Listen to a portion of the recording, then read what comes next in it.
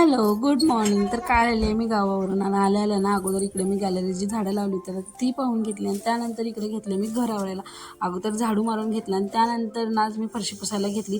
3-4 दिवस गावाकडे होते म्हणून बाथरूम फरशाचा इतक्या घाण झाल्या होत्या तर बाथरूम घासून घेतलं, फरशा पुसून घेतल्या. त्यानंतर ना आज होती कोजागिरी पौर्णिमा तर अगोदर ना छान अशी देवाची ना पूजा करून घेतली. छान असे गॅलरीतलेच फुलं घालून घेतले आणि त्यानंतर दरवाजासमोर छान अशी कलर भरून रांगोळी काढून घेतली आणि त्यानंतर ना दसऱ्याला गावाकडे होते म्हणून ना इकडच्या मी वस्तूची ना काही पूजाच नव्हती केली तर म्हटलं चला आज पौर्णिमा देखील आहे, पूजा देखील करून घेऊया. तर छान अशी पूजा करून घेतली.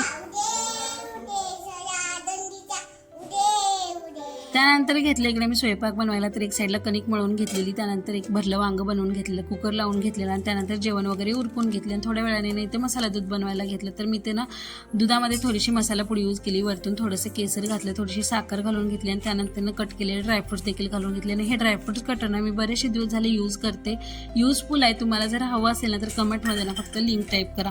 त्यानंतर आम्ही तिघांनी देखील ना आज 12 वाजेपर्यंत छान असं जागरण केलं आणि कोजागिरी पौर्णिमा सेलिब्रेट केली. तर 12 वाजले आणि त्यानंतर आम्ही घेतले इकडे चंद्राची प्रतिमा दुधामध्ये पाहायला. तर असं म्हणतात की जशी आपल्याला सूर्याची किरणे इम्पॉर्टंट असतात तशीच ना चंद्राची देखील इम्पॉर्टंट असतात. त्यानंतर ज्या दुधामध्ये आपण चंद्र पाहतो ना त्या दुधामध्ये ना चंद्राची जी रेज असतात ना ती उतरतात आणि ते दूध आपल्याला आरोग्यासाठी एकदम उत्तम असतं. तर आम्ही तिघांनी तर ना छान अशी कोजागिरी पौर्णिमाला सेलिब्रेट केली. तुम्ही केलीत की नाही मला नक्कीच कमेंट करून सांगा. भेटूया नेक्स्ट व्हिडिओमध्ये. तोपर्यंत बाय.